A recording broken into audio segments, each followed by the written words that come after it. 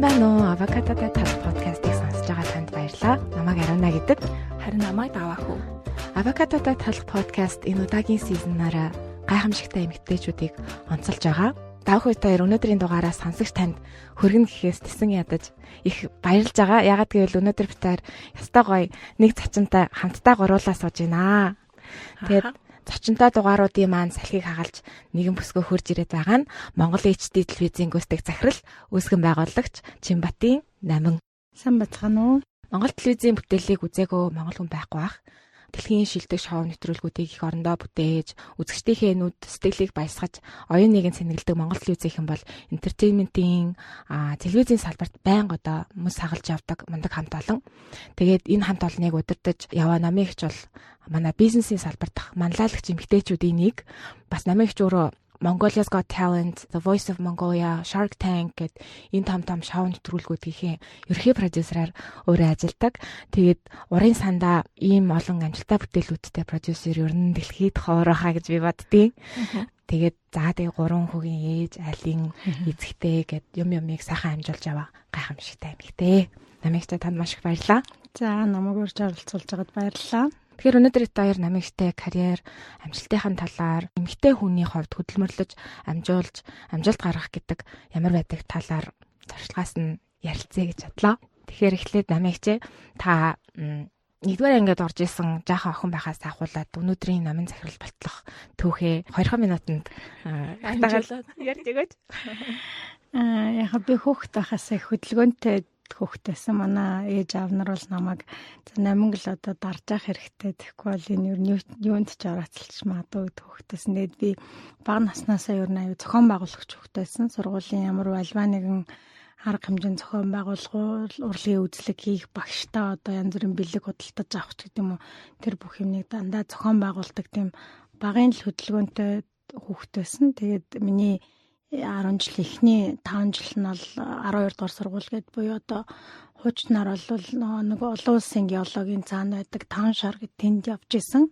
Тэгээд дараа нь би өөрөө авда иждээлээ би ер нь сургуулаа солимоор байна гэдэг. Тэгээд 45 дугаар сургууль 5 дугаар анги 6 дугаар ангидаа элсэж орж исэн шалгалт өгөөд. Тэгээ 8 дугаар ангид ордог жилээ болохоор бас дахиад нэг тооны багштай болоод тооны багш маань Турк сургууль гэдэг сургууль байдаг гэдгийг хэлж өгөөд тэг би бас дахиад өөрөө Турк сургуульд орно гэд. Тэгээд аав ээжтэй ч баг нэг хэлэхгүй хүн шиг тэгээд аавынхаа ахаар баг юм минь бүглүүлээчүүл. Тэгээд Турк сургуульд орж исэн. Би бас Турк сургуульд орчихсон. Би болохоор анх орж байхдаа нөгөө юунд 10 дугаар хорооллын Турк сургуульд орчихсон. Тэгээд тэр маань нэгдээд мөсийн лицей дээр очиод тэгээд тэг бас давтаргүй тэгээд за ерөөсөө сургуулаа эртхэн төгсмөр ингээ буцаад 45 руугаа очиж жилийн өмнө төгсөөд тэгэл манай ээж аав бол намайг бас хүний эцэг болохоор сайжруулъя цааш нь явуулъя гадаад явуулъя гэд шийдээд Америк руу явуулах гад Лас Вегаст нөгөө тухайн үед чинь нөгөө exchange student гэж байсан. Тэгээд тэргээр нөгөө намайг авах айлыг олцсон байсан. Тэгээд би ерөөсөө Америк явмааргүй санагдал Лас Вегас гэдэг нэг кино манаас л харахаар нэг ерөөсөө болд бүтгүй газар юм шиг санагдаад болохгүй. Тэгээд би ерөөсөө явмааргүй байна. Би Англи явмаар байна гэд. Тэгээд яагаад ч Англи явмаар санагдаад байдаг байсан. Тэгээд манай аав за түүлч одоо өөрөө л мэдгээд тэгээ би Англид нэг та намайг хэлний сургуульд явуулаад өгөөч гэт манай ээжээр нэг хэлний сургуульд явуулж өгөөд. Тэгээ 3 сарын нөгөө зуны сургуульд нь байж захта дараагийнхаа сурах A-level-ийн сургуулийг олоод тэгээ бүртгүүлээд тэгэл одоо яг тийшээ явна гэдэг нөгөө Америкт байсан юмд бүр болиулаад тэгэл ер нь л нэлээд шийдвэр өөрөө дураараа гаргадаг. Тэгээ манай ээж хоёрын нэг даваа тал намайг шийдвэр гаргахад ер нь жоохон дэмждэг. Тэгэл өөрөө хүсэж байгаа бол өөрийнх нь хүслээр явуулъя гэдэг тийм бас чөлөөтэй сэтгүүдэд нэгдүгээрт хоёрдугаарт хойлоо нэг залуу хүн байсан учраас бас за тийм л юм бэлгүүл явцдаг байсан. Тэгээд би 10 жилээ төгсөөд Англи яваад би Англид байхдаа их сургуулаа төгсөөд тэгээд их сургуулаа төгсөөд хүүхдээ гаргаад Монголд ирээд тэгэл миний ажлынгаараа эхэлсэн дээ. Тэгээд анхны ажил маань тэрэл зочид бодол билүү? Тийм. Тэрэл зочид бодлыг байгуулжсэн. Тэг яг би Англид би 7 жил коллежтой сураад тэгээд их сургуультай сураад би ер нь бол санхүү эдийн засгч гэсэн хослон мэргэжилтэй зүүн Англи их сургуулиас төгсөж исэн. Тэгээд сургуультай сурж явах үед нэгдүгээр курст маань ороход манай аав аль хэдийн нөгөө төрөл зочд буудлыг ер нь нөгөө балгас болцсон байдлыг хүнээс худалдаа тавцсан. Эхнийхээ шатны хөрөнгө оруулалтыг оруулаад тэгээд одоо нөгөө юугаа хийгээ явжсэн. Засварын ажлыг ер нь нэлээд эхэлсэн. Явж исэн. Тэгээд би өвлийнхээ амралтаар ирээд үзсэн чинь нэг юм жоохон коммунист стилээр хэвээрээ тэгээд нэг юм яг юуг нь өөрчлөх гэж байгааг нь мэддэхгүй. Надад жаахан таалагдаагүй. Тэгээд нөгөө би бас нөгөө Англид байсан бас янз бүрийн харж үзсэн юмнаас маань жоохон зөрөөд байсан. Тэгээд би аваалаа ийм юм хийх юм бол эн чинь ингээл яг л энэ иргэн тойронд байгаагаас ялгаагүй. Тэгээд та яг хэн зориулж хийж байгаа юм бэ? Олон улсын зочдод юм уу? Ямар зориулж байгаа ингээд нэгэд асууж ирсэн нэг үгүй ахтай ингээл ямар ч юм янзлал засаад тавьсан байгаад эрэхтэй штэ. Тэгээд би тэгвэл хоёлаа хоёрын оронд хийж байгаа ойлоо нэг мөсөн 5 оттой буудлал Монголд байхгүй штэ гэсэн өөрөө тэгвэл тэр хийх ажлаа хүнээ ол дизайнер одоо тэр юм өөрөө ол тэг олоод хийвэл тэгээд одоо хийнэз гэтэгжсэн. Тэгээд би ч 10 20 нас мас хүрчээсэн бол 12 сар мартаалсан баг. Тэгээд одоо заа яадаг ч юм бэлээ гэл тэгээд байжсэн чинь ашгүй манай аавын Канада нөгөө юуных нь газар тариалангийнх нь түншүүд нь нэг хүн олж өгөөд хоёрт. Тэгээ нөгөө хүнтэй нь холбогдоод тэгээ нөгөө хүн намайг нэг Ванкуверт байдаг дизайнертай холбож өгөө. За тэгэл нөгөө дизайнертайгаа уцаар яриад тухайн үед ямар одоо бас нэг амар одоо юу байгаагүй штэ. Тэр үед чинь одоо 2003 он гэхээр яг нөгөө одоо юу хурдан интернет байгаагүй dial up map гэдэг чинь ямар ч л тийм л байсан. Арайс dial up биш байсан. Тэгээд нөгөө ямар видео конференц маань айгүй ховор. Видео конференц хийхэд тулд нөгөө бүр юм том төхөөрөмж авч тавьж мэгдэг л айгүй их уцаар яриад тэгээд уцаар ярьж яснаа. За ер нь яга өөр сонголт байхгүй юм чи байсан үнэл сонгож байгаа юм чинь. Тэгэл яв Англид нэг ганц 2 хүнтэй харьцуулна. Англи хүмүүсийн хөлс нь маш өндөр байсан тухай. Тэгээд за ер нь Канадад нэгдүгээр цаг агаарын хувьд одоо цаашаа Calgary нар нь төстэй байна. Тэгээд тэр хүмүүсийг ер нь л сонгоё гэдэг. Сонгоол тэгээд би чинь нөгөө хүмүүстэйгээ стажинг имэйлээр тухайд маш их харцдаг байсан. Тэгээд сард нэг удаа би заавал 7 хоног нөгөө Евро Ванкувер руу нисч очиж зургийнхаа ажлыг хийдэг. Одоо тэр үедээ бүр явсараа сүлдээ Канадаас 40 гаруй хүн тэгээд одоо 14-5 өөр төрлийн зурган дээр ажиллаж исэн. Тэгээ Монголд болохоор нөө барилгын багтай. Тэгээ барилгын багтаа болохоор Канад бас нөгөө project manager авчираа тавьсан. Тэгэл одоо ерөөсөө дандаа л имэйлээр юм маань яваал. Тэгээд сард 7 хоног Ванкувер руу нисч очиж ажиллаа яжээд ирээд их сургуулийнхаа сургууль сурдаг. Бид яг яаж сургуулаа төгснөө бас жоохон ойлгохгүй төгсөөд ингээд нөгөө эцсийн дипломынхаа үнэлгээг аваад харсан ч бас гайгүй төгссөн. Тэгээд би бүр аавда яана би яг төгсөөгүй байхаа гэсэн чинь за яах вэ миний охин эмэгтэй хүн тэгэл болно шүү дээ гэсэн байгаа тэр үед. Ямар хайр сонин юмтэй за яах вэ гэл тэгээд диплом авахаас өмнө юу ирдэг шүү дээ. Одоо дүнгийн хуудас ирдэг. Дүнгийн хуудас авахдаа би Монголд ирсэн шуудангаар ирээлтэл яана одоо яг төгсөөгүй дээ гэжсэн юм төгссөн байснаа би одоо яаж өөрийгөө төгссөн жоохон сургууль яаж сурснаач бас жоохон гайхаад байдаг. 3 жилийн хугацаанд тэр чинь бид нар тэрэлжийнхаа дизайн зургийг хийж явахдаа би давхар сурж ирсэн нэг юм жоохон учир дутагдaltaй сураад өнгөрсөн юм шиг тухайн үедээ санагддаг. Тэгээд би 2006 онд уг нь буцаж Монголдо ирсэн. Тэгээд буцаа Монголдо ирээд ер нь ажилдаа орондоо гэж бажитл гэр бүлийнхаа хүнтэй харилцаад ер нь гэр бүлээ зохиоё гэд хоорондоо тохиролцоо. Тэгээд битээр нэг ер нь нэлээд сайн төлөвлөж байгаа хүүхдтэй болсон. Тэгээ хүүхдтэй болоод тэр үедээ бас тэл имэйлээр л бүх ажлаа зохицуулаад хүмүүстэйгээ яриад манай нөхөр бас наашаа нисчээр туслаад би боломжтой үедээ ирээл тэгэл ер нь айгүйх юм нэг агарын замаар ажиллаа хийжсэн. Тэгээд яг 8 онд ирж өөрөө гар бие оролцож эхлээд 3 сараас байна ирээл тэгэл яг бүх юма бэлдэж эхлээл айгүй олон гадны хүмүүс нэг албан тушаалууд дээр аваал тэгэл 20-од гадныхантай нийлээл яг бодлоо 8 оны 6 сард нээжсэн. 6 сар эдэнчүүлээ нээжсэн.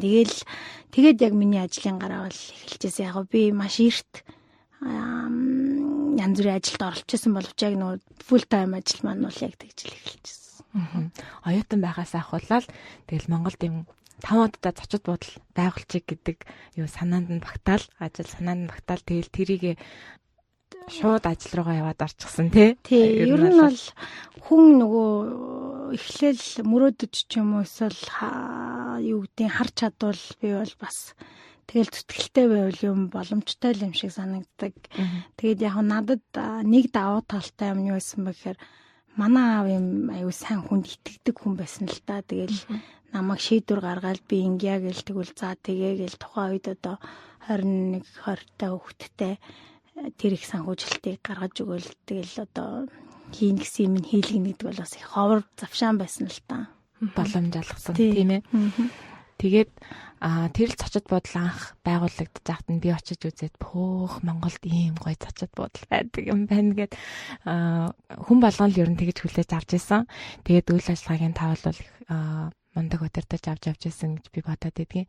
Яг тий би тэрэлжид өөрөө яг гар бие удирдах ерөнхий менежерийг хийж би бүр багаас нь л эхэлсэн л дээ бармана чигээл зөөгчөө хийж үзэл ресепшн хийж үзээд би ч одоо санхүү эдийн засгаар төгссөн хүн ямарч тийм одоо нөгөө hospitality буюу зочлон өгөх үйлчлэгийн сервист ямарч одоо ойлголтгүй хүн байгаа юм чин. Тэгээд яг надад бас нэг давуу талтай юм юу болж исэн бэхээр миний хийжсэн үе шат болгонд надад тусалж ирж консалтенси хийжсэн хүмүүс явж баг миний ментор шиг болдог. Тэгэл нэг өөрийнхөө бүх болж байгаа болохгүй байгаа юм амар тодорхой бөгөөд одоо нээлттэйгээр ингээ яриад ахаар хүмүүс за зөхөр хийнийг юм туслахгүй бол нэрсө бүтэхгүй мэн гэж боддог байсан ч юм уу. Намайг дизайн одоо буудлынхаа дизайныг гаргаа явж байхад надад бол тэнд ажиллаж исэн хүмүүс маань дандаа маш их зөвлөж зааж ингээ зааж сургаж юм маань хийжсэн. Тэгээд дараа нь би буудлаа нээчээд бас аягүй олон консалтант аваад тэнд аягүй олон ажилтнууд ажиллуулж байхад консалтантууд маань бас надад аягүй зааж зөвлөж сургаж явж исэн. Тэгээд тэр үүднээсээ би аягүй их юм сурж ажиллаа хийжсэн. Тэгээ би яг тэрэлж буудлыг болохоор 3 жил өөрөө удирцсан. Ингээ 3 жил удирж байгаа хугацаанд бол бид нарыг тэр үед нээж аж 8 хонд нээж явах чи одоо бүр юм одоо энд одоо байгаа шиг гоё юм юу ч байхгүй шүү дээ. Авокадо гэдэг юм чинь алдахгүй. Тийм. Тэгэл вайн за энэ юу ч байхгүй. Тэгэл тэр бүх юмыг бид нар гаднаас бий болгоол тэгэл одоо цагаан ариглал салфиат юу гэдэг бүх юмыг бид нар бий болгож үүсгээд тэгээд тэрнийг гол нь стандартжуулж Монголд нэвтрүүлээд тэгээд нөгөө үйлчлэг соёл нь хэдийгээр монгол хүмүүсийн цуснд нь ууг нь бол ингээд нөгөө одоо хүн дайлж цайлах дээрэс нь одоо hospitable байх буюу юм хүмүүс одоо гэртээ ороод ирэхэд л хөдөө явж байхад хүн ингээл цай аяглаад өгдөг тэр ууг нь юмд байдаг. Гэхдээ нөгөө энүүнийг ингэж ажил болгож хийн гэдэг юм ерөөсөө биднэрт суугаагүй байсан. Тэгээд бид нар чинь нэг 120 30уулаа тэгээд нэг 20 дахь нь гадаад тэгээд 100 гаруй Монгол тухайн үед одоо би өөрөө нэг 25 мавтай тэгээд дээрэс нэг 25 6 насны баахан юугаа мэдхгүй хэдэн нөхдөдөл ингээл ороод болохоос нь болохгүй хүртэл туршиж үзээл солиол янзлал ингэж хийж явж байгаад яг миний хүн удирдах юмыг одоо чиглүүлэх тэгээ хүнтэй харьцаж сурах тэг хүнээс үг сонсож сурах бүх юм бол тэрэлжтээр би болсон. Би бол юу гэж боддог гэхээр зочлон ухтаа авах дээрээс нь одоо нүүшлийн салбар бол маш их нөгөө нэг зочинтой харьцдаг. Тэгээд тэр хүмүүсээс янз бүрийн үг сонсно, хүний үг даад сурна, хүн юм ярьж байхад энийгээ зогсож сурна, өөрийнхөө бүзэл бодлыг илэрхийлэх үедээ илэрхийлнэ, чимээгүй байх үедээ чимээгүй байна гэдэг энэ бүх юм нөгөө нэг хүнтэй харьцах нюансыг аягүй сайн сургаж өгдөг салбар гэж боддог бид бол. Тэгэхээр тэнд надад тэр одоо миний яг ажлын гараа эхэлсэн газар маань одоо маш том их сургууль маань яг байсан. Үндсэн их сургууль маань бол яг тэр байсан. Тэнд байж байхдаа тэр олон зөвлөхөөсөө маш их юм сураад чадахгүй юмаа туршиж үзээд би эзэж нөгөө алдахаас айж байгаагүй. Тэ за яах вэ? Ингээд би буруу ивэл маргааш нь өөрчилчихэл юм чинь гэдэг үзэл бодолтой байсан. Тэгээ Тэгээ ер нь бол нөө стандартын аюу сан тогтоох л бидний хувьд аюу чухал байсан л тэр гадны ирсэн бүх хүнээс одоо юмнуудыг ингээд бид нэр өөрсдөө бодвол юм нөгөө парлон спанж гэдэг чтэй тэр шиг бүх юмыг сорж аваад явуулах нь чухал байсан л дараас хүн болгоны ард нэг хүн дагалдуулаад нөгөөдөлгөөс та бүгдийн сурах шүү гээл. За тэр үед тэгэл англи хэлтэй хүн чинь маш ховор. Тэгэхээр бүх юм дээр орчуулга өөрөө хийн гих мэтчлийн юм байсан учраас хэсэг бүх бүрийнхээ аймаг айгүй ойлгомжтой болж эхэлчихсэн. Тэгээ яг хөө бүх юмаа сетап хийгээд стандарт нь ер нь тогтоод тэгээ ингээд үйлчлэгээ хийгээд явхад тухайд айгүй эхлээд бол бид нарт маш их одоо бэрхшээл тулгамдаж уучраа олохгүй байсан бол 3 дахь жилээс эхлээд айгүй тодорхой болсон. Тодорхой болоод миний хийх ажлын хугацаа 2 цаг орчим болсон. Тэгээд өдөрт ингээ өдөрт 2 цаг ажил хийгээд тэгээ ингээд нэг юм тогтмолжоод эхлэхээр би өөрөө юмнууд жоохон бас уудамхай дуу зан характертай юм тогтмол байвал би ууддаг. Өөрийгөө ямар нэгэн байдлаар одоо заавал сорж явах ёстой юм шиг мэдрэмжтэй байдаг. Тэгээд зочид бодол үйлчилгээний салбараас дараагаар нь телевизийн салбар руу орох шийдвэрийг гаргасан байдаг тий. Тэгээд энэ шийдвэрийг яагаад гаргасан бэ? Яг надад бол маш тухтай сайхан амьдрал байсан. Тэ доктортай орж ирсэн орлоготой үйл ажиллагаа маань доктортай сайхан тэгээд ингээл ирж байгаа зочид маань гоё тэгэл юм лайфстайл бизнес гэдэг шиг тийм хүний амьдралыг сайхан байлгадаг бизнес байсан. Тэгээд гэхдээ тэр надад ягаад ч миний нүг тархийг тэгж их тэтгэхгүй болж эхлээд өөрөө удаж эхлээд тэгээ бас ер нь хүүхдүүдийн маань сургууль бас одоо 3 4 хүрсэн. За одоо ер нь яг хөө дээрээ тулцсан хот руу орох хэрэгтэй юм уу гэдэг дээр тулцсан юм шиг тэрэлжид амьдардаг байсан юм чи.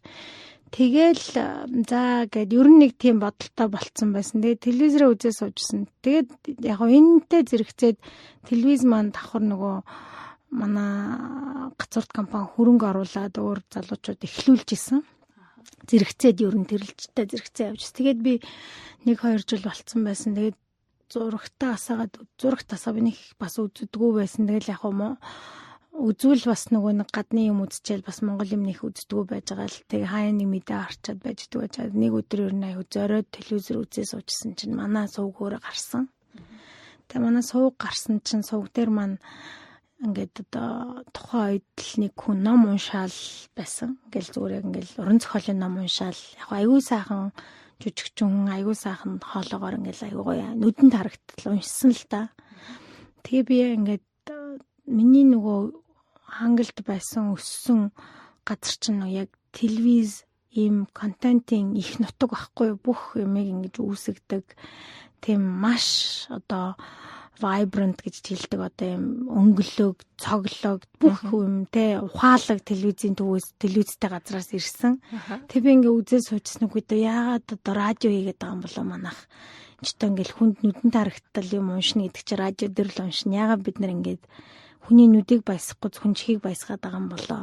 Чин ингээд телевиз гэдэг чи хамгийн түрүүнд нүдэрээ мэдрэх хэрэгтэй гэл тэгэл аварга ярьсан чи за чамд ч нэг хамаатай биштэй гэл баг тэгээ би үгүй одоо тэгээд ингээд энэ чинь ер нь дампуурлаа штэ гэсэн чинь үгүй тэгэл одоо яах вэ гэхээр надад тэгвэл хүний хүн дампууруулж чагаар би дампууруулчих л та би нэг ажиллаад үзье гэсэн баггүй тэгэл за тэгэл өөрөө чадна гэж явуулдаггүй гэл манай хүн төсөлж байгаа. Тэгэл би 2012 11 оны сүүлээр нэг тийм бодолтой ер нь болцсон байжгаад нөхөртөө байрсан чинь за тэгвэл бас сонирхолтой юм шүү дээ. Манай ер нь бол миний амьдралд айгу хүн эмэгтэй хүнд ер нь нэг эргэн тойронд байгаа эрэгтэй хүмүүсийн ойлгох тэгээд дээрэс нь одоо спорт систем гэж байдаг ш тэ.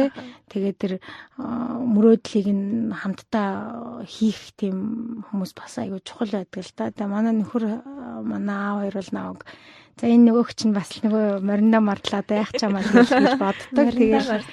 Тэгэл одоо за тэгээд хийгээд үзэхгүй гэдэг. Тэгээд манай нөхөр наваг за яах чи тэгээд сонирхчихвэл үзээд алдахгүй. Тэгээд би нөхөртөөгөө тэгвэл одоо хоёлаа нэг зөвлөгөл олж авсан дээр дээ. Тэгээд зөвлөхөөр л явахгүй болохгүй гэдэг өмнөх бизнесүүдээр сурсан байсан юм асуусан. Тэгэл за тэгээ Тэгээд бид хоёр ингээд нөө тэр аваа интернет ментер чинь сайжирсан. Тэгэл интернетээр гуглдэл одоо за одоо ямар трейд шоунууд байдیں۔ Тэ том шоунууд хайж эхлээл.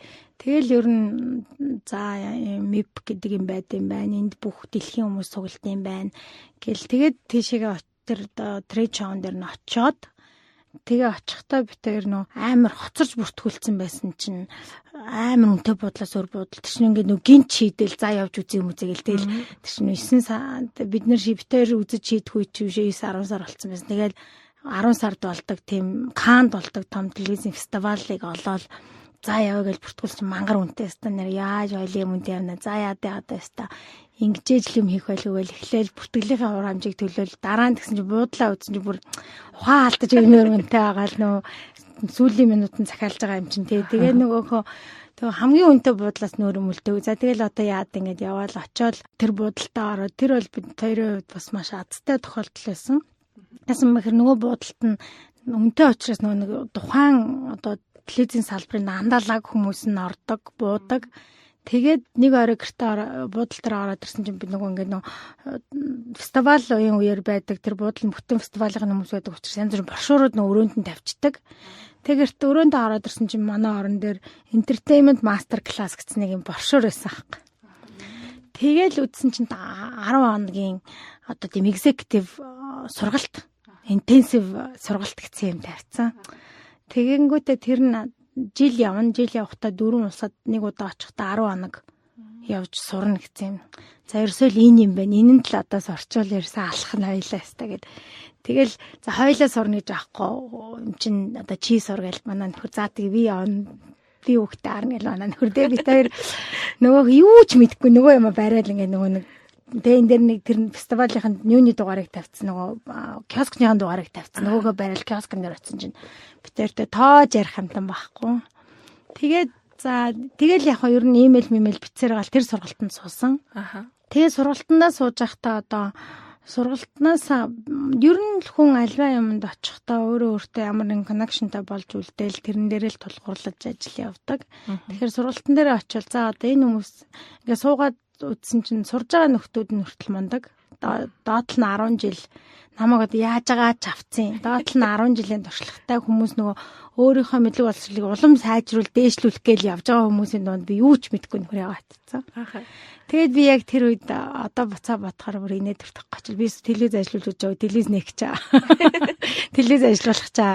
2 жил болсон юм телевиз байгаа маа. Тэгэл ерөөсөө бүр амарч ойлголтгүй нөхөр тэгэл яваалсан. Тэгэл сурж исэн хүмүүс нь ч одоо намайг бүр энд юу ч яриад байгаа ингээ тоохгүй өөрсдөө тэр хүмүүс ч юмаа сурж авах чухал гэсэн ш. Тэгээд нэг тэгээд бид нар ч яг нөхцөл байдлыг аяг бүрдүүлдэг орой хоолмол хийгээл тэгээд нөгөө нэг багшаал би яг онилж авчаал за энэ л ер нь яг хэрэгтэй юм байна. Дараагийн хоолн дээр энэний ажил суuna гээл оройных нь хоолн дээр яг нөгөө багшаагаа олж очиж сууж байгаа л за хамаг юм ярнэстэй би ингээ юуж мэдгүй ста нэр ямар ч туршлагагүй дээ би одоо ингээ телевизийг гэж байгаа мэгч гэсэн тэр хүн бүр гайхаад за тэгтээ яг би ингээд нэг партнертайгаа бизнес партнертайгаа нэг яриад тахтай бизнес партнертайгаа яриад явал тэл би ингээ консалтант хайж яана одоо надад зөвлөх хэрэгтэй байна гэж за би бизнес партнертайгаа яриад та бид хоёр ер нь юм зөвлөх ажиллагаа хийдэг ажил хийдэг тэгээд бизнес партнертайгаа яриад тэг гуруулаа нэг видео кол хийгээд тэгээд тэнд байж захтаа тэгээд би ч юм нөгөө багшаа eerсээр байгаа тухайн үедээ хийж байгаа нь тэгэхгүй бол бас Монгол руу ирчүүл олдохоо очиж магадгүй. Тэгээд яг нэг хичээлийнхаа дараа тэр багштайгаа цуг сууж байгаа бизнес партнертай гуруулаа юу хийгээд нөгөө видео конференц хийгээд тэгэл за ер нь шууд уулзъя хүрээдэргээ нөгөө тэгэл Монголд нөгөө гадаад маань ирээл 6 сард ирээл тэгэл 12 оны 6 сараас эхлээл ерөөсөө шууд ажилдаа ороод амар зоримог шийдэл ороод тэгэл нөгөө консалтанттайгаа ийм байна гэдэг. Тэгээд нөгөө ер нь телевизээ бүтнээр нь оронгоор нь өөрчлөн ингэж телевиз хийхгүй мэхгүй амар юу ч мэдэхгүй үедээ зоримог шийдсэн. Тэгэл ерөөсөн мангар том мөрөөдөл тавьсан. Тэгээд ерөнхийдөө яаж явах уу гэдэг road map, хаашаа хүрэх үү гэдэг стратеги бүх юм гаргаал нөгөө зөвлөгөөтэйгээ нийлж байгаа л.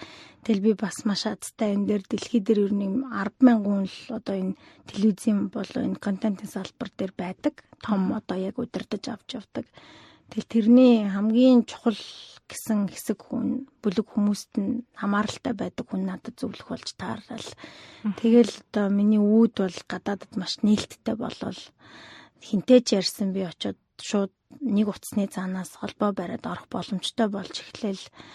Тэгээд тухайн үед чи ямар ч нэг оюуны өмч гэж юм байхгүй бүх телевизүүд дуртай юм эфиртэ гаргадаг. Тийм.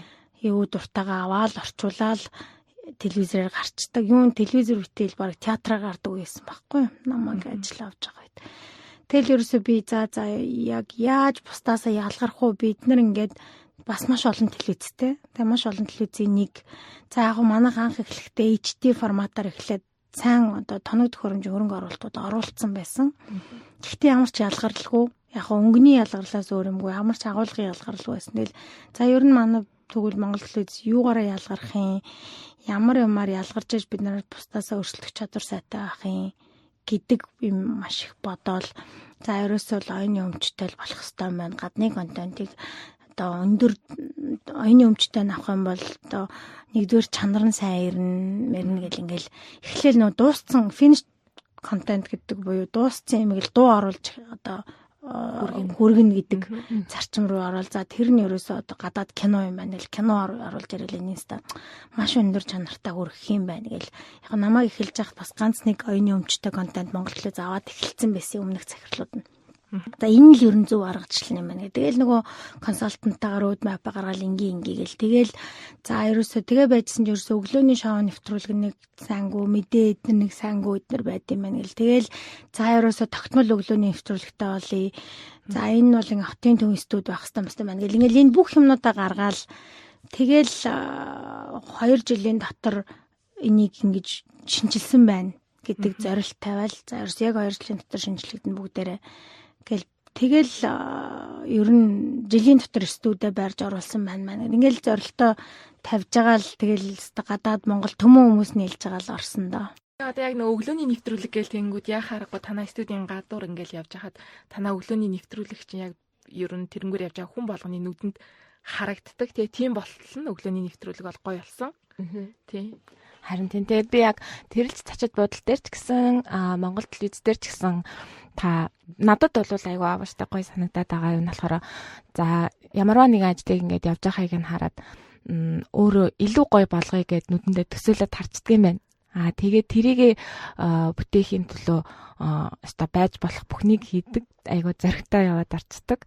Тэгээд тэр салбарынхаа талаар юм мэдгүй байж болно те туршлагагүй байж болно. Тэр бол танд юусаа ямар ч тийм саад бэрхшээл биш. Тэгээд мэргэжлийн улсуудтай нь ажиллаа зөвлөхөө аваад ингээд ямаа хөл дээр нь басгана гэл нөгөө мариндаа мардаад гэд хэлдэг шиг яваад арчдаг юм байна. Тэгээд тэр бол өста гоё. Тэгвэл одоо ингээл байдаг штэ ингээл янз бүрийн бүтээгдэхүүн үйлчлэгч юм уу хэрэглэгч хүний хувьд ингээл жоохон голонгуу ч юм уу ингээд байгаа мөртлөөсөө тэрийг өөрчлөе гэдэг тийм vision хүмүүрд орж ирдэггүй. Тэгэхээр тэр талаас нь ингээд юугийн сайжруулах хөгдгийг ингээд харж чаддаг. Тэр их надад их гоё санагдаж. Мондөг санагд. Тэг яг энэ юмтай холбогдуулаад миний бас нэг сонирхоод байгаа нэг асуулт байгаа байхгүй юу? Та ингээд анзаарч хараад ахаад айгүй олон зүйлүүдийг Монголд ингээ өөрчилж байна тий. Салбар болгон дээр нь одоо жишээ нь тэрэлж хотел бол яг 5 одтой жишээд буудал бол Монголд ингээд анх би болсон байгааг нь бид нараас өөрсдөө хараад тий. Ийм гоё юм Монголд байна гэдгийг нас баясаад ингээ үзэж хараад явж байна. Дараагийнх нь бол телевиз бол бас ингэж гоё контентуудыг мөн дэлхийн тэр шоунуудыг бол Монголд хийх боломжтой гэдгийг бас залуу хүмүүст харуулж байна. Ер нь одоо энэ ингээд олон хийгээд байгаа бүх юмнуудыг чинь яг гол зорилго нь юу вэ? Одоо мэдээж ирээ одоо мөнгө олох бол биш тий. Тийм болохоор одоо мөнгө олох биш гэдгийг бид нар хараад байгаа болохоор ер нь та ямар юм хүсэж мөрөөдөд байна нэг нууц тэр хүсэл мөрөөдөл нь. Яг ер нь бол ингээд би бол маш хөдөлмөрч гэр бүлээс гаралтай л да. Манай аав маш хөдөлмөрч хүн. Манай ээж манаас маш хөдөлмөрч тэгээд их зарчамж. Надад бол ингээд нэг том зургаар нь алсыг харж явах суур одоо тэр миний амьдралын одоо ментор бол манай аав. Намайг ингэж том юмыг томоор хар тэ харсан юм яаж хийх үү гэдгийг бод гэдэг энэ өнцгөөс нь лав маань надад яг айгүй том үлгэр болдог. Харин нөгөө талд бол манай ээж бол яг миний яг эмэгтэй хүн ямар байх вэ? Дээрэс нь бизнес эмэгтэй хүн ямар байх вэ? Дахиад мөн үнээс гадна ер нь одоо юм хийвэл яаж чамбай, нямбай, цэгцтэй, дээрэс нь өдөр тутмынхаа алхмыг харж хийх үү гэдэг энэ бүх юмны маань бас суур маань ээж маань баггүй намайг ер нь хүүхэд байхасаа л бизнес гэр бүлд өссөн. Би 6 настай байхасаа л одоо аавыгаа тогтмол янз бүрийн юм хийж байгааг харж өссөн. Тэгэл зах зээлийн үед шилжиж явах үед манай ээж өөр бол ерөөсөө өстой жинхэнэ яг л тухайн үед хүмүүс барь бокс хийхгүй ажилладаг байх хэмжээнд ажиллаж исэн. Тэгээд би юу наавыгаа баг харж үзээгүй ингээл тогтмол нөгөө ажиллаад явцдаг. Тэгэл бүх арын албыг бол манай ээж зохицуулдаг. Тэгэл манай ээж бас тухайн үед ингээд нөгөө Риотинтод гийн суурин төлөөлөгчд байдаг цөөхөн Монгол эмэгтэй алсаас тандан судалгаа хийдэг тийм геологч эмэгтэй хүний нэг байгаа л манай ээж ч бас тухайд гайгүй цалин тэгэл авсан цалинг нь манай 8 гэл ингээл энэ хоёр хүн бол ингээд миний нүдэн дээр амьдралынхаа төлөө 0-оос босгосон. Тэгээд яг ингээд 0-оос босгож явах үедээ шантрахгүйгээр тэ зөндөө төр чин бэрхшээл тулгарч байгаа. Тэр бэрхшээл болгоныгоо ингээд нөгөө нэг зөв өөрсдөө ашигтай байдлаар эргүүлж байгаа бүх юмыг харж өссөн л доо. Тэгээд ер нь бол миний хүмүүжил угаасаа юм бас бизнес чиглэлтэй байсан. Тэгээд тэрнээс цаашаага болохоор ингээд нөгөө аав ээжийн маань хүмүүжил нэгдүгээр хүн хөдөлмөрч байх хэвээр хоёрдугаарт ер нь бол чин ертөнцид хүн болж төрчгөөд тэгээд дээрэс нь энэ Монгол гэдэг улсад одоо иргэн нь болчоод тэгээд одоо ямар нэг юм бүтээхгүй болвол болохгүй тий гэдэг юм юмыг дандаа хэлдэг. Аав маань бол ерөөсөө маш одоо эх оронч хүн. Тэгээд эх орныхоо энэ эх орны хөгжлийн төлөө бид нэр заавал одоо цугтаа зүтгэх ёстой. Энэ бол манай гэр бүлийн суур байх ёстой. Одоо би нэг дүүтэй Батхуйтай хоёрт одоо би боломж болцоо гэж би болгож өглөө. Одоо та хоёр бол энийг цааш нь улсынхаа төлөө одоо бусад болцоогүй хүмүүст туслаж амьдрахын төлөө өөрсдөө цаг завыг зарцуулах ёстой гэдэг бол маш их одоо хүүхэд байхаас маань ингэж ер нь бид нарт шингээж өгсөн. Тэгэхээр энэ бол манай гэр бүлийн бас нөгөө үндсэн одоо юу гэдэг нь value гэж ярьдаг тийм үнэт зүйл маань байдаг. Тэгээд яг хуу гэхдээ би одоо нөгөө ингээд за манай аав намайг тэгсэн маа гэд ингээд робот шиг ингээ явах юм бол энэ бүтшгүй л дээ. Ягаад ч хүн хүүхэд байхдаа жоохон тэгж магадгүй дээ. Сүүлдээ хүний оюун санаа чинь хөгжөөд өөр нэгэн үзэл бодолтой болоод тэгэхээр хин нэгэн хүний үзэл бодлыг тэгж их хурдан шингээж авдаггүй. Тэгэхээр яг хуу би ингээд одоо би ингээд сүүлийн үе за одоо би чинь бас дундаж хэмжээний настай болсон учраас юмаа ингээд тооцож бодоод ингээд би яг ер нь хин юм бэ, ямар хүн юм бэ, яагаад би энэ юмнуудыг хийгээд байгаа юм бэ гэдгээ ингээд эргцүүлж үзэж байна л та. Тэгэхээр би бол өөрийгөө одоо яг сүүлийн үед би бол social entrepreneur юм байна гэж дүгнэж байгаа. Тэрний юу вэ гэхээр мэдээж би эн чинь бизнес хийж байгаа хүн бас тодорхой хэмжээний ашигтай байхыг бол зорж байгаа. Дандаа одоо ашиггүй байлгах бол учир дутагдaltaй. Тэгвэл энэ sustainable буюу тогтвортой бизнес бол биш. Гэхдээ би social entrepreneur гэж юу гэж байгаа гэхээр бидний хийж байгаа аливаа гаргаж байгаа юмнууд маань ямар нэгэн байдлаар хүний амьдралд эргээр нөлөөлөөсэй гэж бол яг боддог. Тэгээд одоо би ер нь бол хүн энэ ертөнцид төрчөөд хонхын тоос босохгүй юм бол яах гэж хүн болсон юм бэ гэдэг бол миний айгуу том бодол. Зүгээр өдрөө өнгөрөөж амьдрах юм бол надад учир дутагдaltaй санагддаг. Хүн амьдрал өөрийнхөө хэмжээнд заавал том байхааргүй шүү дээ. Өөрийнхөө хэмжээнд ямар нэгэн байдлаар нөлөөлөлтөй. Тэгээд дээрэс нь ер нь хийж бүтээсэн юмныхаа эцсийг харахад ямар нэгэн бүтээсэн legacy гэж яриад байдаг шүү дээ. Legacy үлдээх нь бол маш чухал санагддаг. Яг би ингээд маш олон миний амьдрал бас нөгөө адтай байна. Дээрээс нь энэ тэнд уулзж байгаа хүмүүс маань дандаа янз бүрийн хүнтэй уулзж байна. Тэгээд би энэ янз бүрийн хүнтэй уулзахдаа маш чинэлэг хүнтэй ч уулзж байна. Эсвэл одоо маш их хүчтэй хүнтэй ч уулзж байна. Тэгээд ингээд энэ бүхнээс харахаар ямар хүн амар аз жаргалтай бөгөөд ямар хүн өөртөө одоо бүрэн дүрэн итгэлтэй амьдарч чадж байгаа нөхөр хэн нэгэн хүний амьдралд өөрчлөлт хийж байгаа. Тэгээд өөрийн гэсэн одоо легаситэй хүн л яг айгүй одоо сайхан харагдаж байна. Тэгэхээр тэр нэг сайхан харагдахтай гол нь биш. Ер нь бол тэгтээ би яг одоо намайг одоо ер нь бол ингэж надад цэник өгж намайг ажиллах нөхцөлийг бий болгож байгаа нэг юм бол одоо би хийж байгаа ажилдаа дуртай байгаа. Пашнтай байгаа.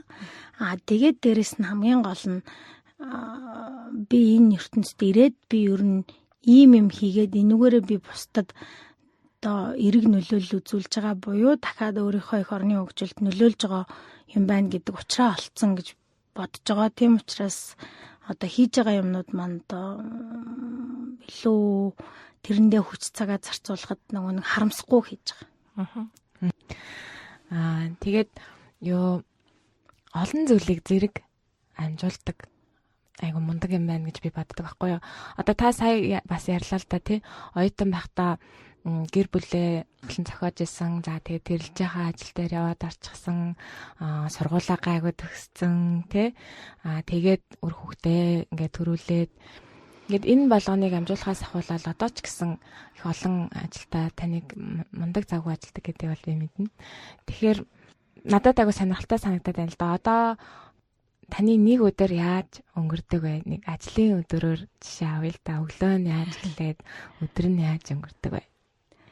Яг уу би нөгөө түрүүн хэлсэн нөгөө эмэгтэй хүн амжилтаа явахад тухайн хүний эргэн тойронд байгаа хүмүүсийн дэмжлэг маш их хэрэгтэй байдаг. Энэ нь ингээд учиргүй одоо ирээд ажлын цуг хилцээдэг гэсэн үг биш. Сэтгэл санааны дэмжлэг, дахиад дээрэс нь одоо чи чаднаа тэ гэдэг энэ итгэл мөн одоо чадахгүй үед нь бас юм хийгээд өгөх тийм боломжтой байх айгүй чухал байдаг. Тэгэхээр надад бол миний эргэн тойрны спорт систем буюу намайг дэмжлэг үзүүлдэг хүмүүс маань маш их байдаг гэж би боддог. Манай ээж аав бол намайг одоо сэтгэл санааны хувьд маш их дэмжин. Манай ээж бол миний хүүхдүүдийг маш сайн хэрэгтэй үед өөрөө муу ялгаагүй бизнес эмэгтэй байж одоо харах үед нь харж өгнө, туслах үед нь туслана. Манай дүүгийн гэр бүлийн эмэгтэй бол бас надад те маш сайн тусалцаа үзүүлдэг.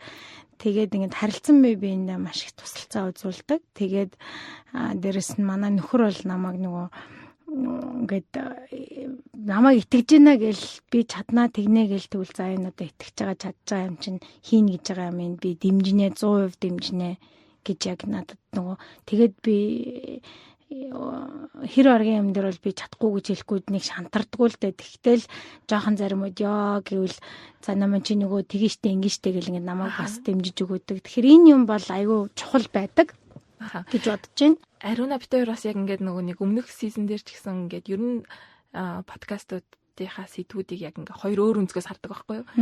Ариуна маань сингл тий гэр бүл арай зохиож амжиг байгаа. Би болохоор яхааргүй гэр бүлээ зохиоцсон. Тийм болохоор дандаа ингээд нөгөө асуулт асуухтаа дандаа нэг тийм хоёр өнцгөөс нь асуугаад байна. Би яг тэгээд сая таны ярьсан юмыг яг лавшруулж асуух гэдэг асуултандаа бэлтцсэн байсан. Яг та өмнө сая ярьж байхдаа хэлсэн шүү дээ. Ялангуяа эргэн тойрны эрэгтэй хүмүүс тодорхой хэмжээгээр дэмжлэг үзүүлэх нь айгүй юм нөлөөтэй байдаг гэдэг тийм. Тэгээд танаа гэр бүлийн хүний хувьд болохоор та хоёрыг ингээд хийж байгаа юмнуудыг ингээд харахаар яг таны хамгийн том одоо фэн гэх юм уу те бүх юм дээр ч ингээд ардчих ингээд нэг юм баталгаатай ингээд зогсож идэг. Тэгээ ингээд хийж байгаа юмд ч айгүй юм хүсэл сонирхолтой байгаа эднэр нь ингээд юунууд дээр сошиал дээр байгаа зураг тэгээд бичиж байгаа тэр Twitter эднэрээс нас анзаарагддаг л да. Тэгээ одоо энэ дээрээс үндэслээд одоо залуу охтууд бас манай подкастыг сонсдог болохоор нэг юм лавлаад асуучи.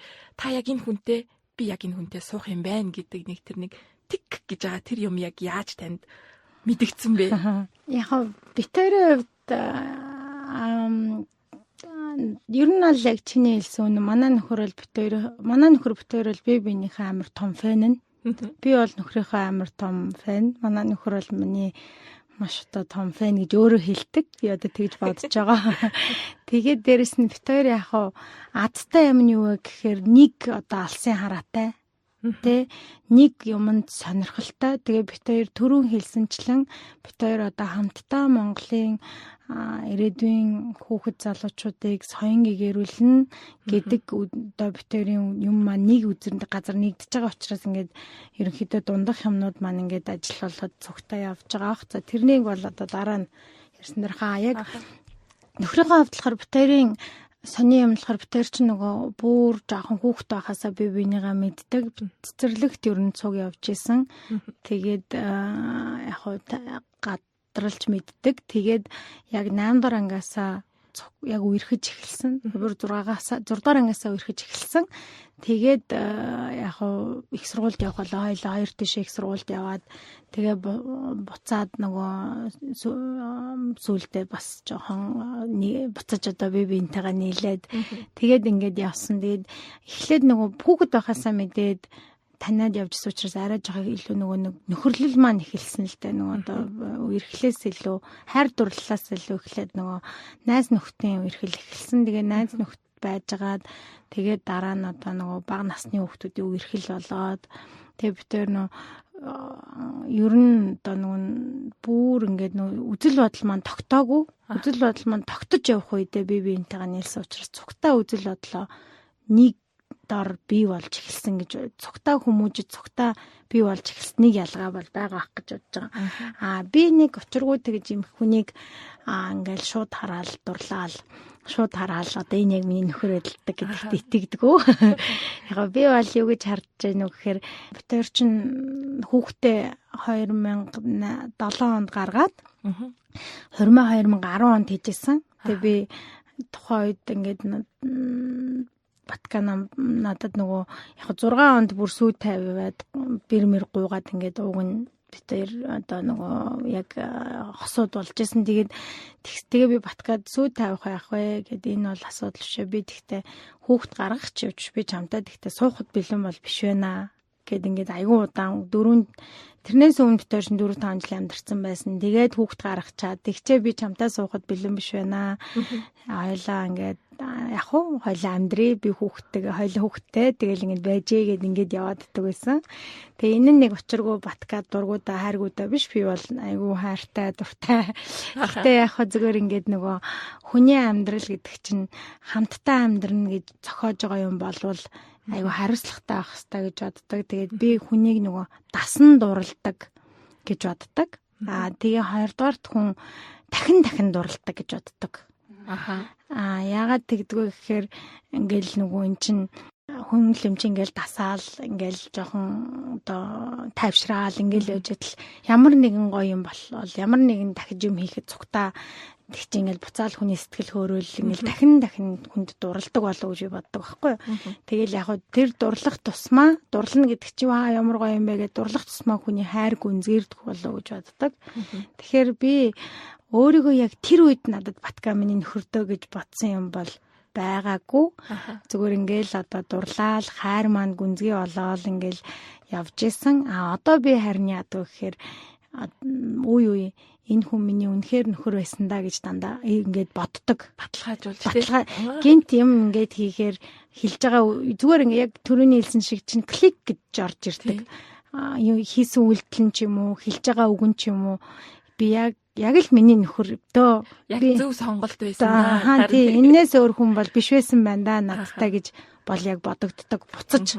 Харин тийм гэж бодогдож явдаг. Тэгэхээр би нөгөө залуу эмэгтэй хүмүүст хэлэхэд нөгөө ингээл эмэгтэй хүмүүс ингэж бодоод байдаг л да. Нэг амар супермен гарч ирээл тэ бүх юм нь бэлэн болцсон, сайн цалинтай юу гэдэг нь тэгэл эсвэл бүх одоо өв тэгш гоё хувцалдаг болцсон. Эсвэл юу гэдэг халамжилдаг болцсон тийм хүнтэй сууна гэж бодоод одоо сүүлийн эмэгтэй хүмүүс хүлээгээд идэг юм шиг надад мэдрэмж төрдөг. Би бол юу гэж хэлэх вэ гэхээр чи гэр бүлээ бий болгоно. Тухайн хүнтэйгээ хамтдаа бий болж ээж одоо энэ харагдаад байгаа гоё гэр бүлүүд чинь бий болдог гэж боддог. Хүмүүс болохоор ингээ одоо энэ сошиал ч юм бас аюу хэцүү шттэ те. Дээрээс нь одоо юу хүртлээлээс судалгаа хүртлээлээс цааш үзээд бусдын амьдралд одоо хатааргаж амьдрснаас болоод стрессэнд ороод депрешэнд орж байгаа тохиолдол хүртэл байна гэд. Тэгэхээр миний хувьд бол юу гэж хэлэх вэ гэхээр тэр харагдаад байгаа гоё амьдрал болгон ч артаа талдаа ямар нэг юмтай байгаа нэгдүгээрт. Хоёрдугаар хүний амьдралыг ерөөсө гаднаас нь өнгөц хараад дүгнэж болохгүй. Өнгөн талдаа гоё байсан ч хадаа талдаа зөндөө олон ч нөгөө нугас ингээл сайхан хөвж байгаа мөртлөө доор энэчтэй амар хурдан хөлөө хөдлөж сэлж байгаа штэ. Яг тэрнтэй адилхан хүний амьдрал тийм байгаа. Тэгэхээр нөгөө талдаа тэр хүсэж байгаа гоё амьдралыг чинь тэр хүмүүс багаас нь цугтаа үүсгэж бий болгоод харагдаад байгаа суперманууд чинь нэг эмэгтэй хүнтэй цуг амьдарч ээж бий болж байгаа. Тэгэхээр энэ цугтаа бий болгож амьдралаа цугтаа үүсгэж та нарын одоо тэр хүсэж байгаа юм чинь болно. Тэр чинь цаг хугацааны асуудал байдаг юм шиг байна гэж би бол бодож байгаа. Түүнээс шингээ шууд гараал ирэнгүү супермен бол хэцүү гэж би боддог. За би 11-ийн асуусан асуулт руу буцаа хариулчих. Нөгөө юу нэг өдөр яаж өнгөрдөг гэдэг хэлсэн тий. Яг хоо ер нь бол би ингэж боддیں۔ Эмэгтэй хүмүүс ингэ нөгөө нэг одоо би нэг ялангуяа Apprentice show-г хийгээд тэгээ ер нь Shark Tank гэднэр хийгээд ингээд олон эмэгтэй бүсгүүчүүдтэй болон эрчүүдтэй ингээд өөр насны хүмүүстэй маш олон хүмүүстэй уулзж байна л та. Тэгээ энэ олон хүмүүстэй уулзахдаа би бас ялгааг ингээд хажиглаад байгаа. За эмэгтэй хүн бол нэг юм байгаа юм байна. Эрэгтэй хүн бол ингэж байгаа юм байна. За тийм учраас би өөр нэг юм бодох хэрэгтэй байна гэж ингээд өөр дөр хүртэл дүгнэлт хийж харж байгаа. Тэгэхээр нөгөө эмэгтэй хүмүүсийн хувьд ингээд яг мэдээж нөгөө юм угаасаа нөгөө байглаасаа заяасан өгөгдөл байгаа шүү дээ. Тэр өгөгдөл нь ингээд хайр их ундардаг, гэр бүлийн амьдралыг илүүд үздэг. Одоо нөгөө нестинг хийн буюу ингээд хүүхдүүдээ одоо илүү ойрхон байлгах гэднэр гэл ингээд тэгэл өөр юм хийхээр тэрнээсээ болоод өөрөө өөрсгөө зэмлээл одоо тэ guilty байгаа л ингээд ийм юмнууд гарч ирээд байдаг талууд бол ажиглагддаг. Тэгээ би ер нь бол нөгөө маш эрт өөртөө шийдвэр гаргасан л да. Тухайн шийдвэр нь юу байсан бэ гэхээр би ер нь ерөөсөө нөгөө нэг өөртөө тэгж одоо өөрийгөө зэмлэхгүй юмад хийж чадахгүй байгаа да, guilty болохгүй гэдэг шийдвэрийг аягүй эрт гаргасан. Би ажил дээр байгаа үедээ ажиллаа л хийн. Гэртээ байгаа үедээ би одоо аль болох ээжэл хийх гэж байна. За тэгээ би гадуур найз нөхдөйгөө байгаа үедээ би найз нөхдөйгөө л одоо ингээд байна те. Ингэхгүй болвол ингээд эмэгтэй хүмүүс яадаг вэхээр хийж байгаа газар болгон дээр өөрөө өөрийгөө ингээд зэмэлдэг. Яна би хүүхдэд цаг зарцуулсан, яна би тэгчлээ, яна би ингэчлээ.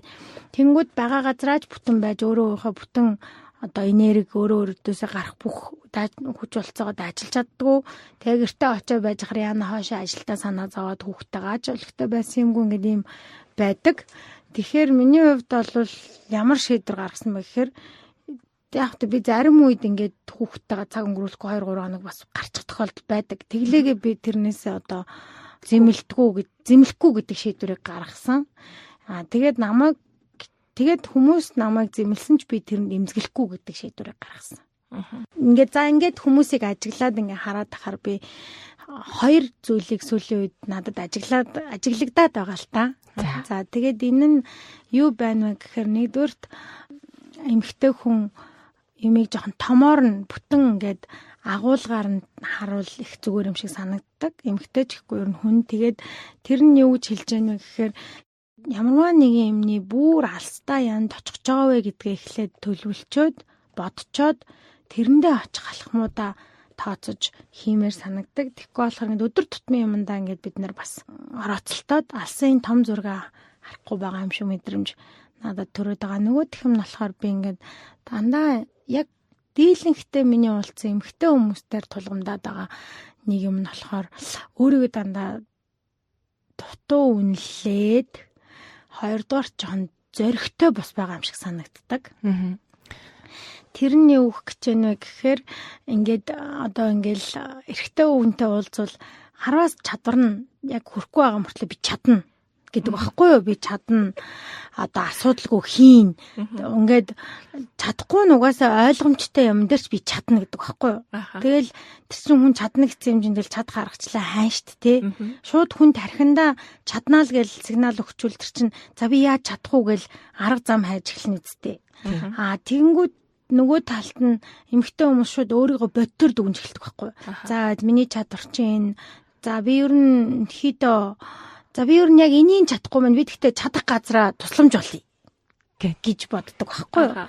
Тэгэнгүүт тэр хүн чинь хамгийн түрүүнд тэгэл бодчихж байгаа юм чинь тухайн үе яах вэ гэхээр за би ер нь чадахгүй юм чинь чадах газараа тусламж олно гэл өөрийнхөө чадахгүй шалтгааны толгойдоо илүү их бодоод сигнал өгöd эхэлж байгаа юм шиг мэдрэмж над төрөд байгаа. Тэгэхээр би одоо сүүлийн үеийн уулзж байгаа эмэгтэй хүмүүст юу гэж хэлээд байна вэ гэхээр том жижиг гэхгүй чадна гэж ер нь өөртөө бодоо. Тэгээд чадах арга замаа хай.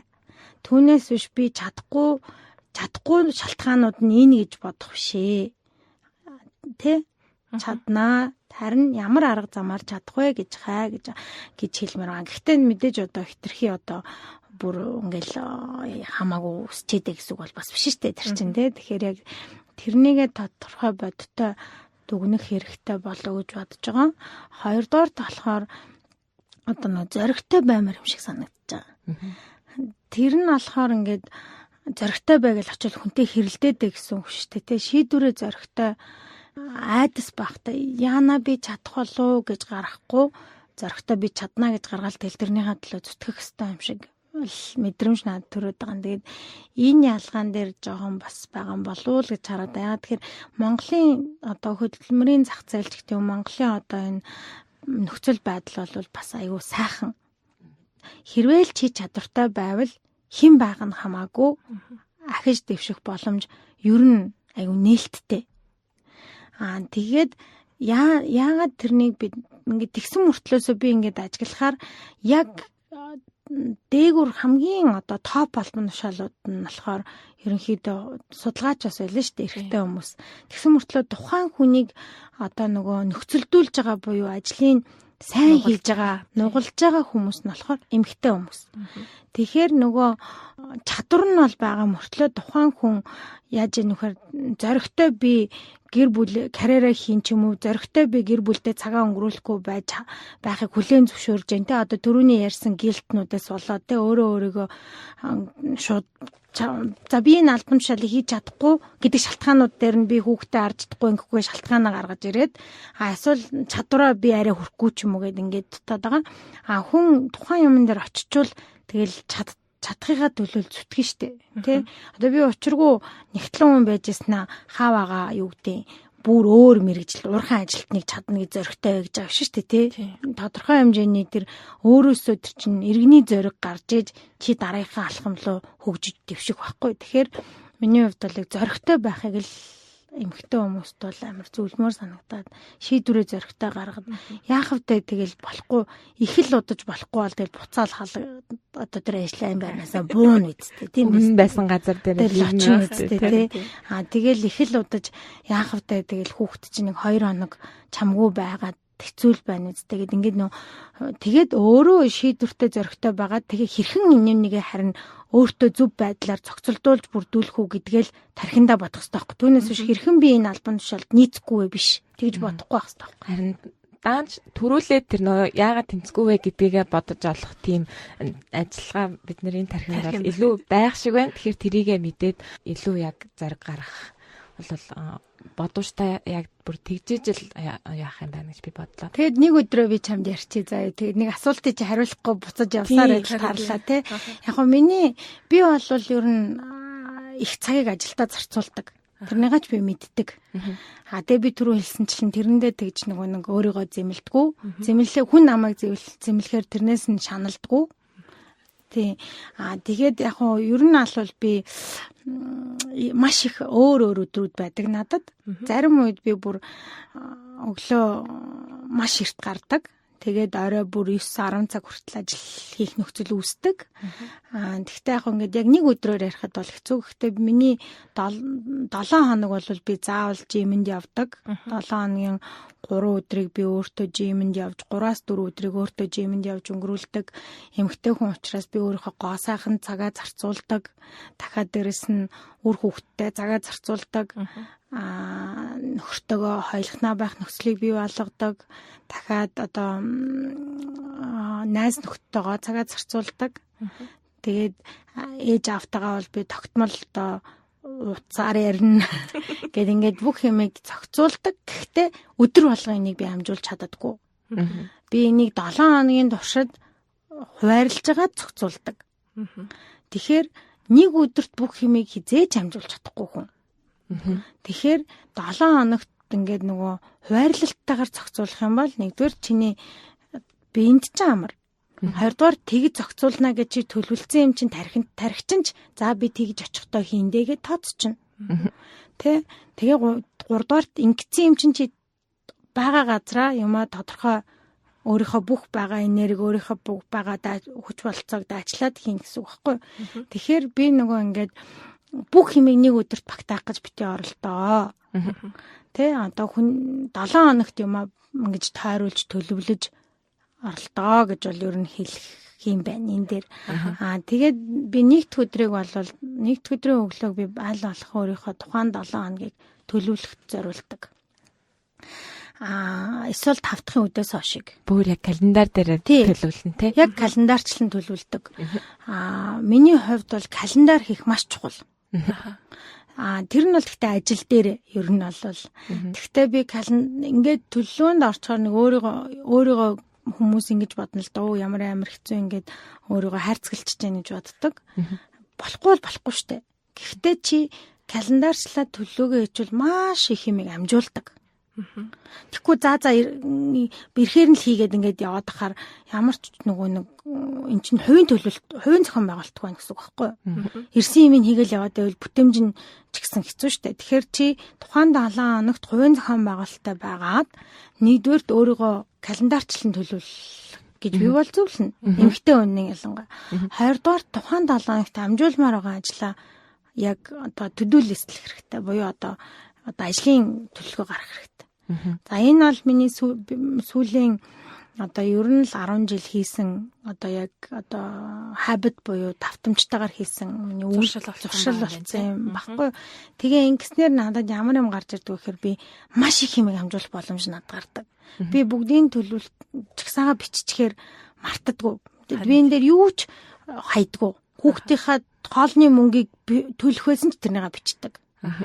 Тэгээ одоо бүр амар жижигхэн гутлаа нөгөө нэг засварт өгнө гэжсэн ч би бичдэг байхгүй. Тэгэхээр нөгөө юм хаягдахгүй тогтмолжоод юм хаягдахгүй хийгддэг. Тэгээ ингээд 7 хоногийн дараа харахад чи маш их юм амжуулсан байдаг. Тэгээд бас дээрэс нь тэр амжуулсан юм харахаар хүн урамшдаг. Тийм байна. Тэгээд дараа 7 хоногоо дахиад тэрнээс ч илүү их амжуулах боломжтой болдог. Дээрэс нь хүн удирдаад аваад явж байгаа хүн чи хэр чотгийн хитгэр хүмүүст ойлгомжтой байна төдөө чинээ танаа багч нь чамтай харьцаж ажиллахад амархан болно.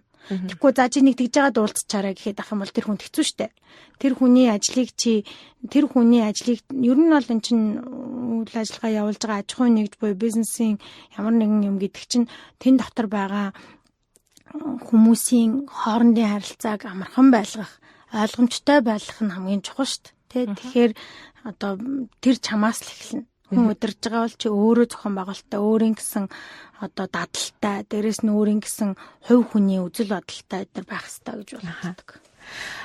Намын захирлыг захирал хүний хувьд, удирдагч хүний хувьд хатуу нэлээд чанга гэж би сонсч байсан.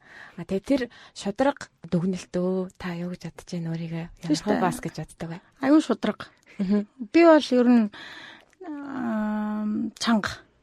Тэрнийг одоо миний хувьд бол ажил гүйцэтгэхэд хүн удирдахад байх шаардлагатай амны нэг юм байна гэдгийг маш ихт ойлгосон. Хувийн амьдрал дээр бол би маш өөр. Би хоёр өөр ертөнц шиг амьдрал. Манай нөхөр бүр намайг за намаа аль намтай өнөөдөр би ярьж гэн гэдэг. За аль нь намаа эртхэн илчих тэгвэл би яаж ярихаа шийдэе гэдэг. Тэгээ би ингээд ажлынхаа хаалгаар ороод шал өөр болдог. Нөхөртөөгөө шал өөр байдаг, хүмүүстэй ч өөр байдаг. Би ажлаасаа гараад миний хувь хүн яг гарч ирдэг. Ажил дээр бол би энэ ажлыг гүйцэлдүүлж авахд би одоо хүн удирдаад авч явж байгаа хэрвээ манлайлаад авч явж байгаа бол надад ямар зан характерууд одоо давуу талыг үүсгэж гэнэ үү хэрэгцээтэй байна уу гэдэг дээр тулгуурлаж би өөрийгөө одоо ингэж захиран зарцуулдаг гэдэг юм уу тий манай нэг туслах охин яг нөгөө манай дээр нэг жоохон 19 настай нөө 10 дугаар ангид төгсөөд нөө корона болоод одоо нөө сургуультай явж чадахгүй, их сургуультай орж чадахгүй байгаа хүүхэд одоо дадлага хийж байгаа над дээр. Тэгээд тэр дадлага хийж байгаа хүн бүр ингэж хэлсэн захирлыг жинхнээс ерөөсөө уралдгүй юм байна. Ингээд амар уралж ирсэн аа. Дараагийнх нь хоороо тэр зөв зүгээр алчих юм гэдэг. Тэгээд тэр чинь ингээд нөө хүн удирдна гэдэг чинь маш олон төрлийн скил хэрэгэлдэг. Хүн болгонд нь тааруулна.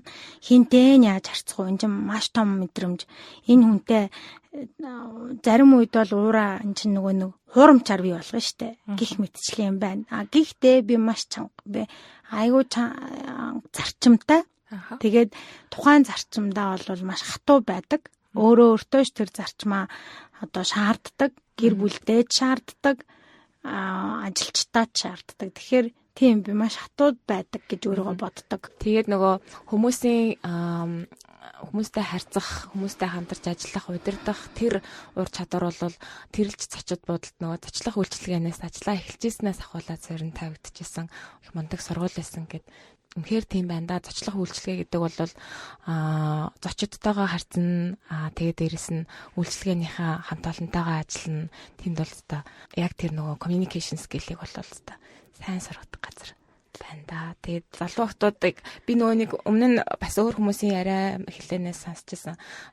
Юуны үйлчлэгээний салбарт ажиллаж үзэх юм бол хүнд амьдралд нь маш хэрэгтэй сургамжууд тэндээс зөндөө авдаг гэд сонсчихсан. Тий, яг тийм. Үйлчлэгээний салбарт ажиллавал ер нь аль тэгтээ эн чинь нөгөө нэг юм өнгөн дээр харагдаж байгаа шиг биш штэ. Ингээд одоо ингээ хүмүүс телевизээр үзсэнгүүтээ Монгол телевиз амар гоё. Би яг Монгол телевизт ажилд ормоор байна гэдэг тэгэхгүй юу. Тэгээ би тэр орж байгаа хүмүүст нь хэлдэг байхгүй юу. За, үзэх нэг өөр, хийх нэг өөр шүү. Тэ?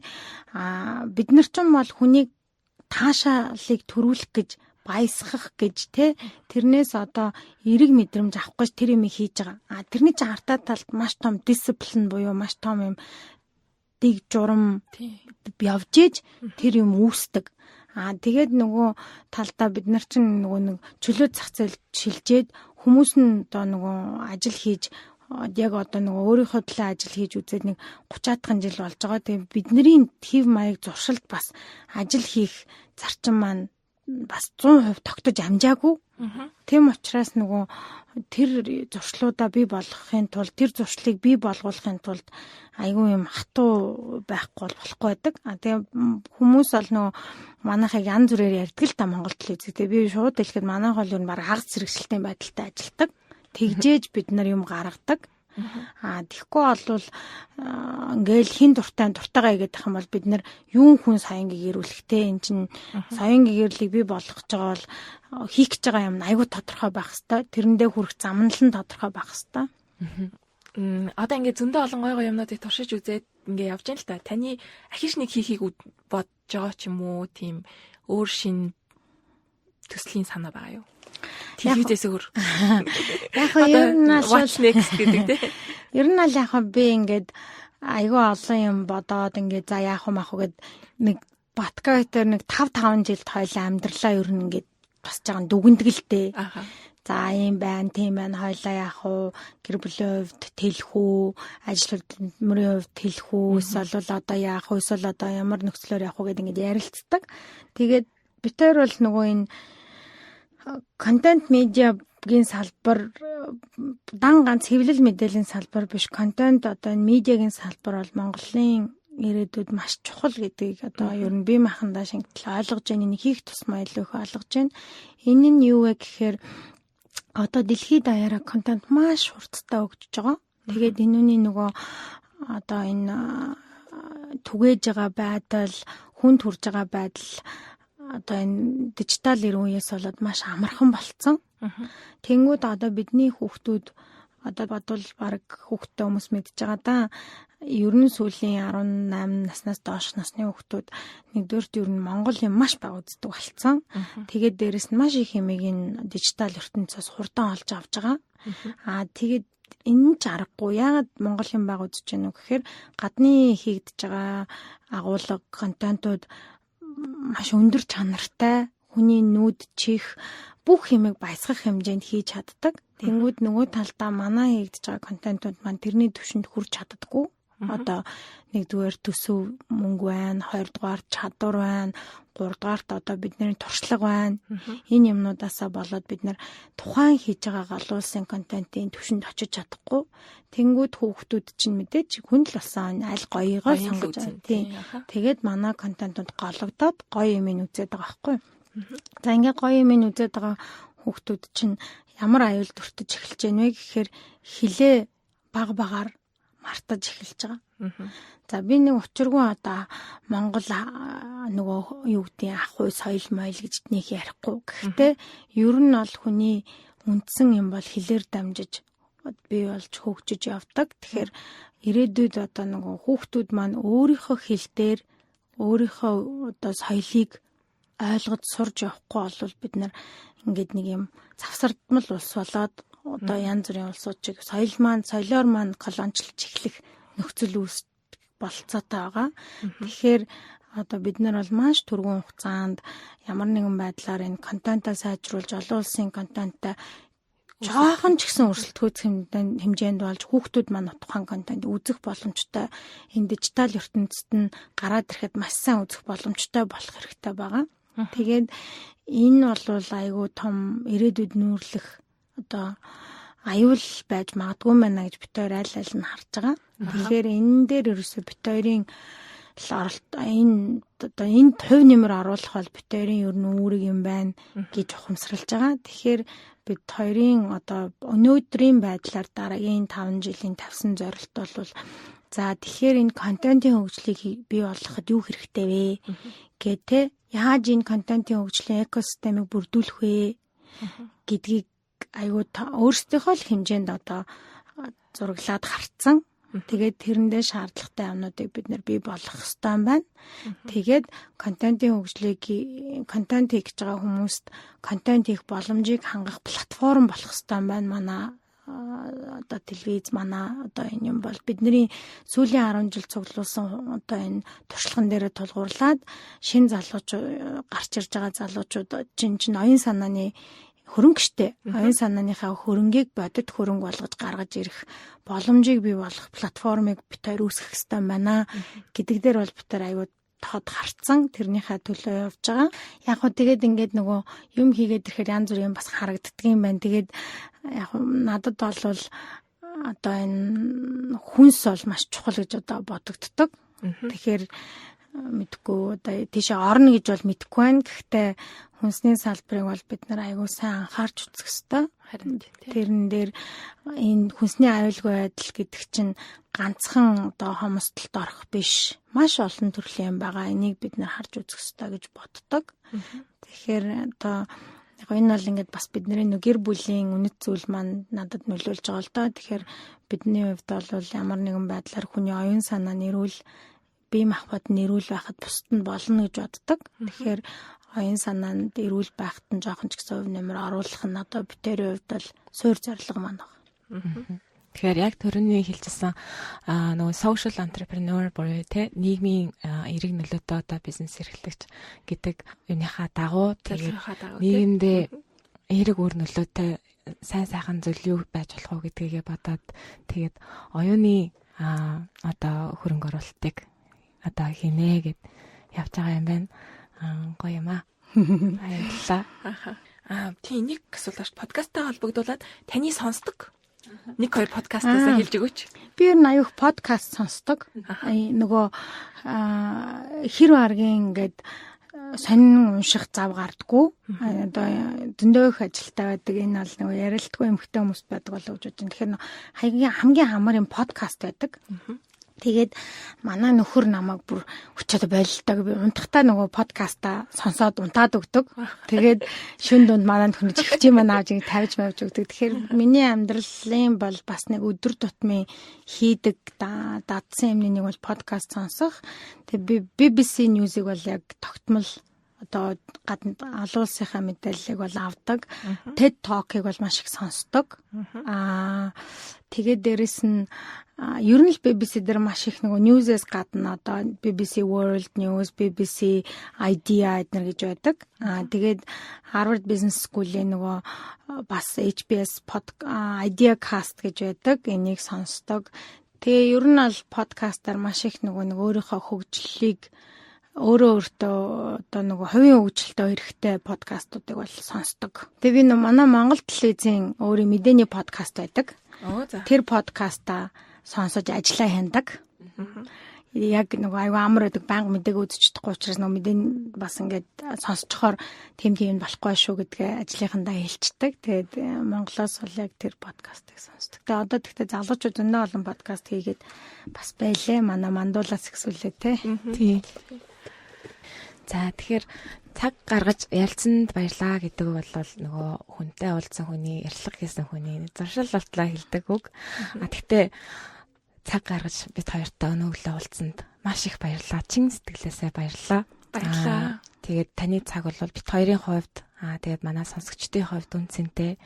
Тэгээд ажил амжилт гаргаад завгүй яваа хүний хувьд хамгийн үнэтэй зүйл нь цаг байдаг. Тэгэхээр танд их баярлалаа. За намайг урьж оролцуулсанд баярлалаа. Тэгээд одоо яг өөрийн чинь хэлсэнчлэн цагаа гаргаад хийсэн юм чинь эндээс нэг хүн ч гэсэн одоо ямар нэгэн байдлаар өөртөө хэрэгтэй юм тусгаж авч чадвал миний гаргасан та хоёрын гаргасан цаг бол одоо хувь нэмэртэй байна гэж бодож байна. За баярлалаа. Баярлалаа. За баярлалаа. За намайгчтай ярилцаж дуусаад давах үеээр хоёулаа үлдлээ. Тэгээд анхны цочонтой дугаар маань маш сайхан амжилттай боллоо гэж би болгоодаа бодож байна. Зөндөө юм сонсож авлаа, ойлгож авлаа. Таах уу? Яг чиний хувьд саяны ярилцлагаас хамгийн одоо хоногшиж үлдсэн дүгнэлт юу байсан бэ? Тийм. Ерөнхийдөө болохоор ингээд нэг ялангуяа гэр бүлтэй эмэгтэй хүмүүст те зориулаад хэлсэн тэр яг байх ёстой газараа 100% байж гэдэг зөвлөгөөг нь бол 17 оноос нэг ярилцлагаас нь харж ирсэн л та. Тэгээ сая тэрийг өөрөөс нас нэлээд сайн дэлгэрүүл сонсож авлаа. Тэгэхээр тэрэн дээр бас нэг юм нэмэгдсэн байна. Миний ойлгож аваагүйсэн юм. Тэр нь юу вэ гэхээр за чи хүүхдтэй цаг гаргасангүй гэд өөрийгөө зэмлэж болно. Тэгээд тэрийгэ зэмлэхгүй гэдэг шийдвэрээ өөрөө гаргаа. Тэгээд ялангуяа одоо хүүхдтэй болоогүй ч юм уу гэр бүл зохиогоогүй байгаа болвол тэрийгэ эртгэн тэгэж нэг тарих толгоондоо өөрөө команд өгж сураа гэж юм. Тэгээд зуршил болгоод тэгэхгүй бол яг өмнө нь хэлэх юм бол эн чинь айгүй юм намц хэрлэн яриад байгаа шиг энэ айгүй юм нийтлэг үзэгдэл ажил одоо жоохон 6-аас хойш ингээл үргэлжлээл эхлэхэд за эзөө нэг оройны хоол яаж байгаа илээ тий хүүхдтэй би цаг гаргаж байгаа илүү үгүй болов за тэгэнгүүт ахиа үргэлжлүүлээд маргааш өглөөнийх нь юм нь бэлэн үү үгүй юу гэл эмэгтэй хүмүүс бол автоматар яг тийм бодлооттай тэгсэн мөртлөө ахиад тэр чинь ажил дээрээ байгаад байгаа штэ тэгээд өөрийгөө буруутгадаг айгүй их зэмэлдэг гэтэл яг тэгэж нэг ажиллаач хийгээд хэрэггүй те гэр орондоо цаг зарцуулаагүй байна гэд инхээр хүний бүтээмж амар буурд юм байна. Ахаад дээрээс нь өөрийгөө зэмлэж байгаагаасаа болоод стресст тийм байна. Тэгээ стресс чи өөрөө ямар муур дагавартай манай эхний сизнес та нар зөндөө сонссон баг. Тэгэхээр одоо хүн тэгээд чи цаг гарахгүй байх гэж хэлэхэд ч тоохгүй зурх хэвээр байна. Тэгээд ахаад нэг байх ёстой газараа яг 100% бай гэдэг зөвлөгөөг нь залуу охтуудаа ялангуяа гэр бүлтэй болсон болж байгаа хүмүүст бас зөвлөж хэлмээр санагдаж байна л да. Харин тий. Хамгийн одоо хамгийн сайхан зөвлөгөө байлаа. За тэгээд дараагийнх нь болохоор чинь чамд ямар авууштай зүйл энэ ярианаас би ялцж явах үедээ дурдчихсан ингээд нэг санаанд хүрэхгүй байгаа зүйлийг сайжруулъя гэдэг ингээд жоохон энэ арай илүү гоё байж болох юм байна гэдэг тийм санаа орж ирэнгүүт тэрийгэ би өөрөө энд тэгвэл яаж одоо үр нөлөө үзүүлж болох юм би энийг яаж сайжруулж чадах вэ гэдгийг их зоригтойгоор төсөөлөөд тэрлүүгээ мориндоо мордоод тавхиад ордог. Энэ бол өстой гоё.